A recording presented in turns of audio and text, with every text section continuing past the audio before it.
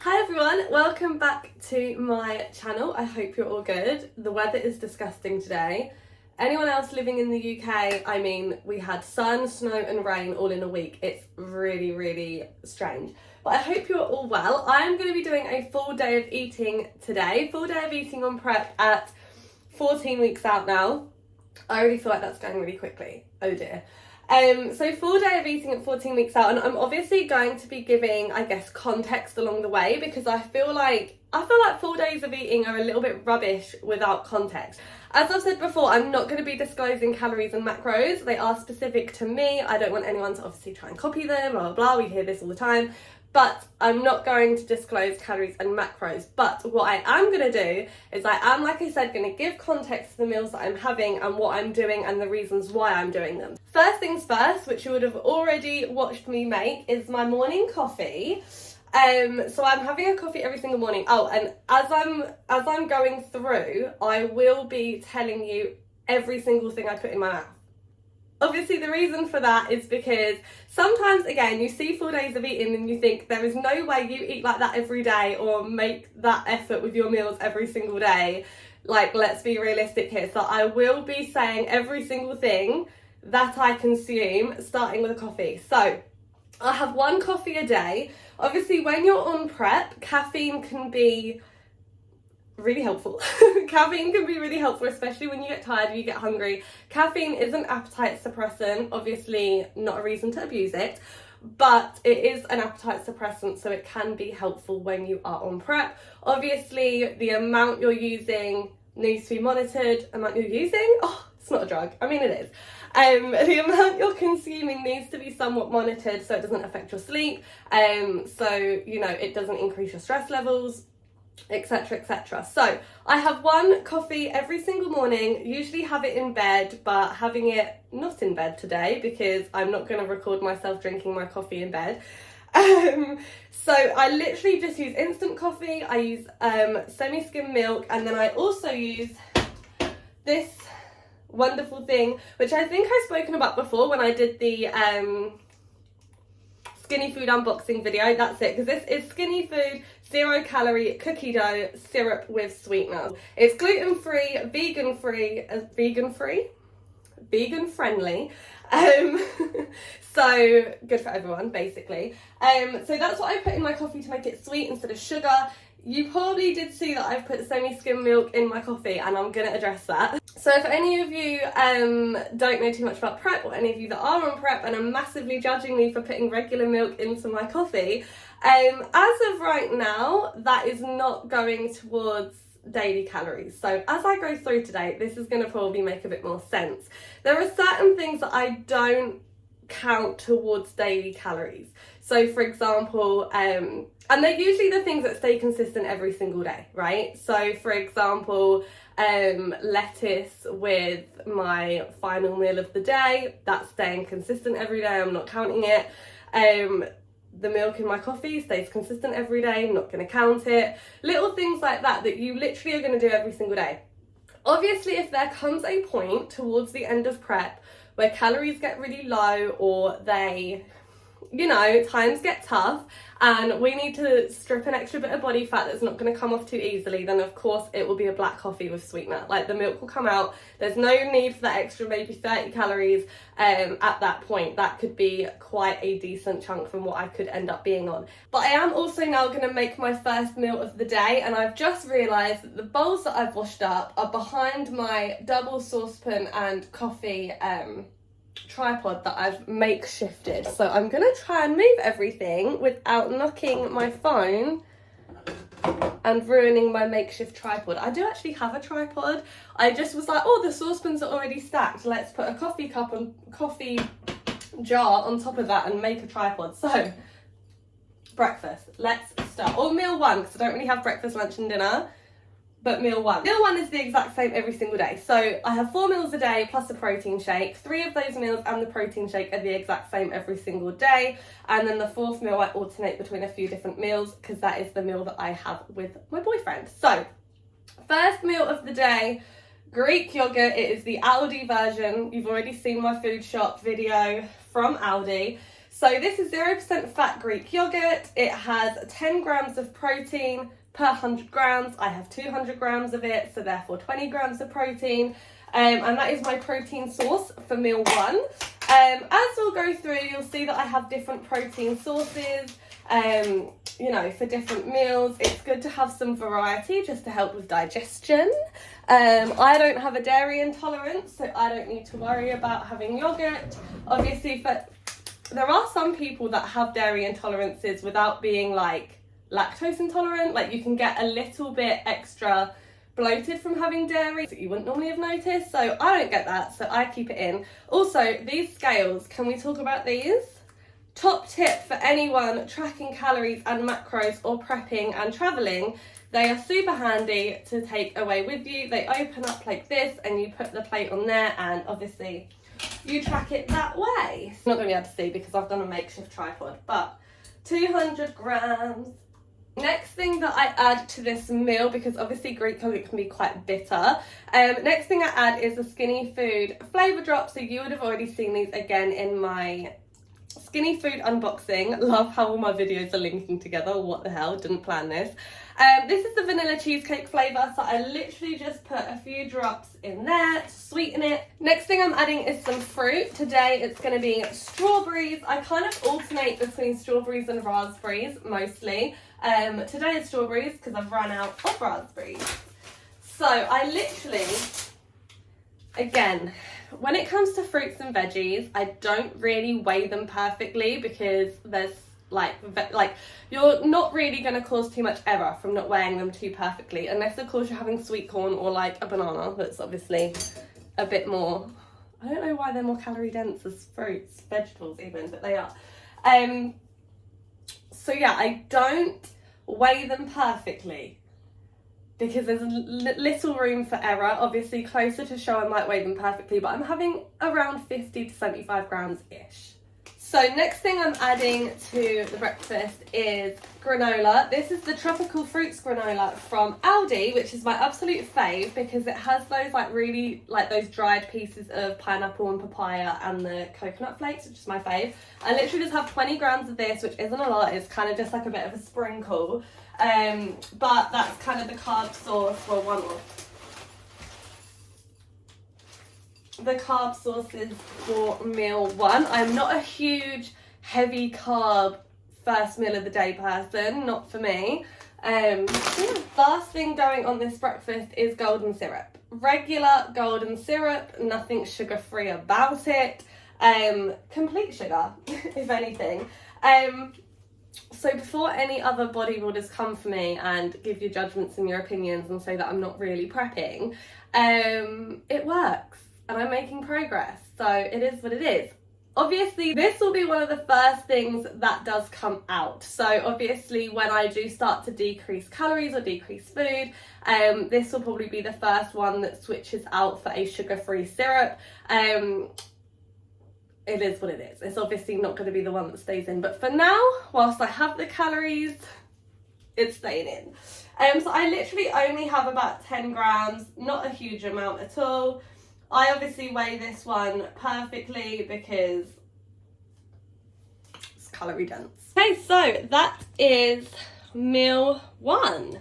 I'm going to have that now. It's literally about 9 o'clock in the morning. That's usually around the same time that I have my first meal. I'm then going to go and do some check-ins after I've eaten this. And yeah. Okay, so I actually just completely forgot. That is not the whole of my first meal.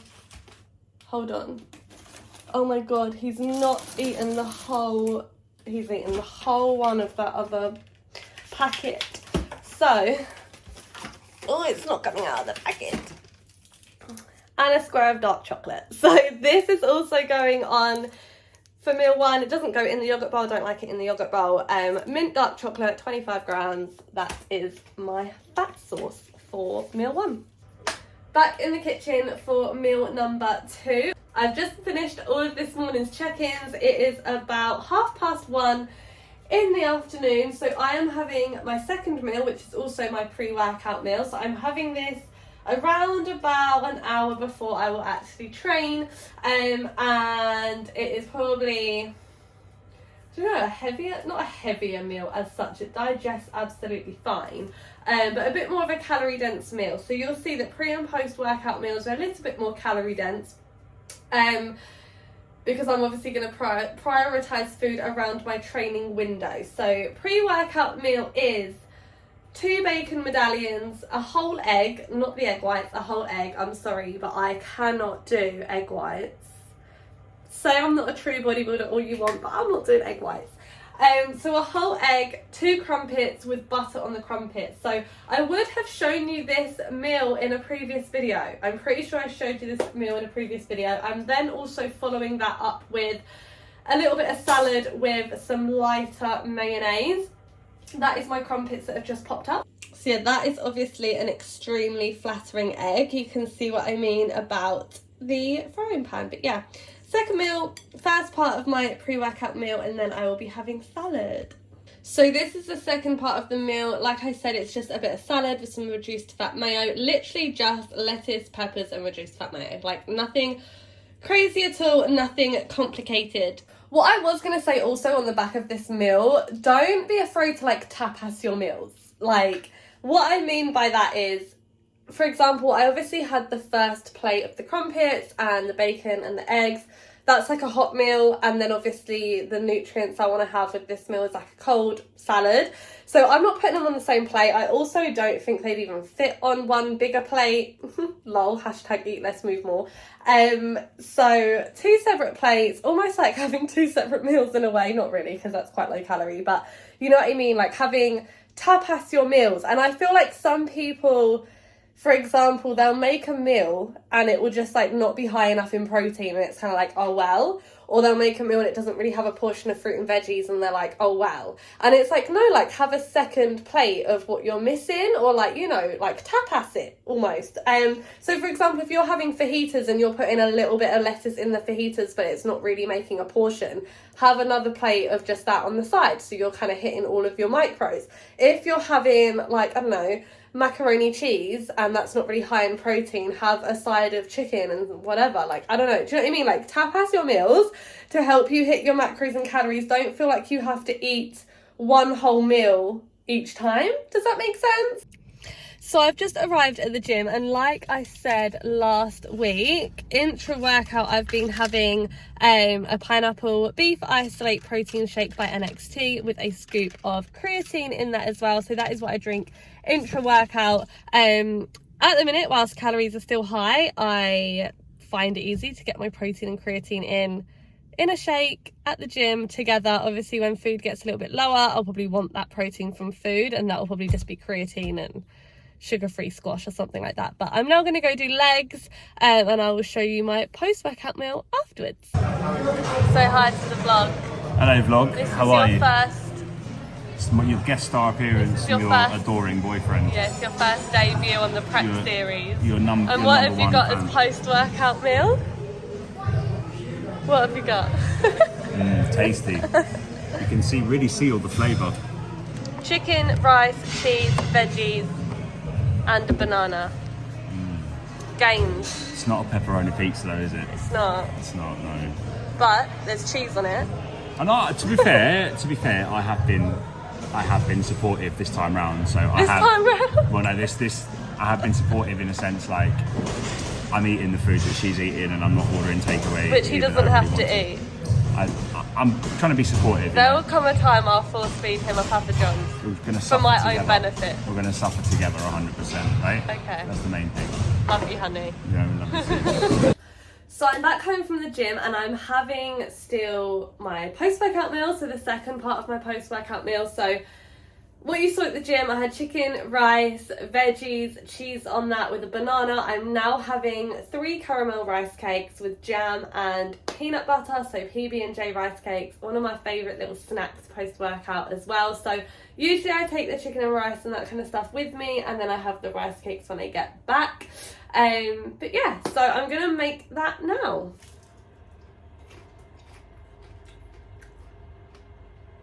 I will never get bored of PB&J on a rice cake. Caramel rice cake as well. I really like it.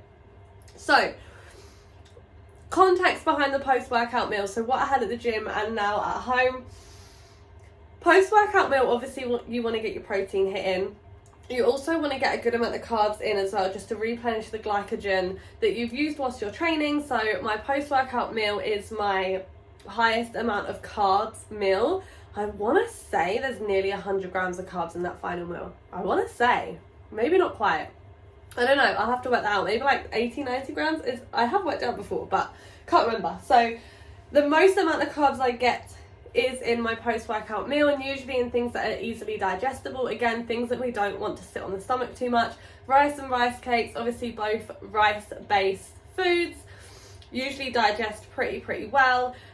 Chicken I know is great for me, obviously adding the fats, the peanut butter and the cheese, and then a bit of fruit in there for the nutrients, the veggies, etc. Kind of just an all-round post-workout meal, foods that I enjoy, foods that are going to do the job and get the carbs in, basically. And don't go max out in the gym, please. I'm excited to come and handle you lifting this weekend. Don't worry, you will as part of the plan. Keep eating food, eat and sleep as well, and relax. I'm excited to come and handle you lifting this weekend. Don't worry, you will recover in time.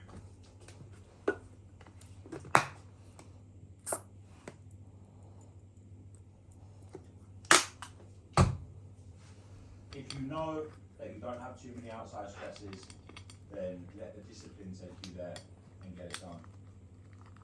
If you have a lot of outside stresses going on and you Good morning, it is now the next day. I didn't really give any context behind that last meal that I was having yesterday, because that meal, like I said earlier in the vlog, is the meal that I have with my boyfriend, so I didn't really feel like picking up the camera and going through it, but I filmed it anyway. So the meal that I was having was literally like a chicken wrap, tortilla, chicken, seasoned chicken obviously, cheese, regular cheese, no reduced fat stuff just yet, and then lettuce and reduced fat mayo. So that was my final meal. The context behind it, so I don't really care for a huge meal in the evening. I am not this like evening craver, evening snacker kind of person.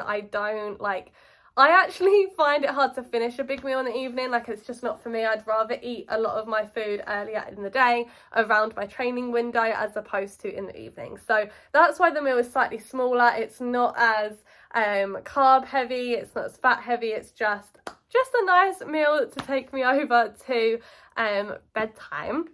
So I hope that all makes sense. I hope the context behind every meal was super helpful. Obviously things will change. Maybe I'll do another full day of eating in maybe 6 to 8 weeks time, and you can see how things are different. If they are different, I'm sure they will be. But yeah, I hope that gives you some insight. Mini prep update then this week. So scale weight is maintained a little bit, although I have been looking leaner in pictures. I'm sure I'll do a physique update in another vlog as well. My waist measurement actually came down about 1/2 inch this morning compared to about 4 or 5 days ago. So that's quite a big jump, even though scales haven't changed. So I'm fine with that, because obviously measurements are sometimes more important for the ratios and everything like that. And sometimes they can be a bigger predictor of fat loss rather than necessarily scale weight. So that is fab. Other mini update. Don't know if you can see. I feel like it's blending in well with the laundry and the coat, so it's kind of just like an additional little black accent going on. I do have my shoulder strapped up right now. Going back to one of the previous vlogs where I said, given that I'm going to be on prep for about 4 months, there's never going to be something that doesn't happen in a 4-month period that doesn't piss you off or is inconvenient. This is the pissing me off inconvenient issue of prep. This is the first one. Obviously we don't have time to bitch about it or complain about it. We just got to get on with it. But long story short, I've always struggled a little bit with this shoulder being the more inflexible shoulder, or almost like rolling forwards a little bit, because there's obviously a weakness somewhere, probably in the rear delt. I feel like we've identified there's a bit of a weakness in the rear delt. And what that is doing is it's causing pain right up here. So right where the bicep tendon inserts right at the top, it's causing me some pain, especially when pressing. There was a lot of kind of just old tissue that needed really like scraping through right in the between the pec and the anterior delt, so that was all super tight, which makes it even worse pulling it forward, which means the rear delt's not being activated. So I do see a sports therapist regularly. We're getting that sorted, hopefully. But for now, no bench pressing, no shoulder pressing. I'm going to go to the gym today and do a bit of light shoulder work, just kind of lateral raises, fire up the rear delts, actually get them working. So hopefully I'll be back to shoulder pressing and bench pressing in no time. It does throw a little bit of a spanner in the works, pisses me off more than anything, because shoulder pressing and bench pressing are probably my favourite exercises. And not to mention, I don't think I've spoken about this before, maybe I have, but my shoulders are the weakest part of my physique, which is why I hit them a little bit more frequently. I try to go heavy on them, I try to load them, just to obviously build them and get them in proportion to the rest of my physique. Part of the reason why I now have a mini injury, because I'm obviously training them more frequently than any other body part. They're being loaded up more frequently than any other body part. And so it's now been overloaded and I have a slight issue. So obviously that's a catch-22. I can't not train them as much as anything else, or they're just not going to grow and they're not going to be as balanced in my physique. But obviously you overload them too much and you end up like me. So playing it by ear for now. I'm still hitting all heads of the delt. That's not going to stop. I'm just not loading them up too heavy on the main lift. So I'll keep you updated on that. I only have to have the tape on for a couple of days. I'm going to see how it feels in the gym today. Already does feel better actually. Before doing this, I'd feel like a really awful pain, whereas I'm not feeling that so much this morning, so that's good. But yeah, that's the minor inconvenience. But other than that, like I said, can't bitch or moan about it. Just going to get on with it and do what I can regardless. So I'm going to leave this week's vlog here. Like I said, I really hope that full day of eating gave plenty of context and education in a fat loss phase, or just where I'm at right now on prep. I hope no bodybuilders are going to come for me because I'm eating things that are not quote unquote prep foods, but each to their own. This is how I do it. This is what I'm doing. And I hope you enjoy the journey as you follow along. So yeah, thank you so much for watching. Please don't forget to like and subscribe, and I will see you in the next video.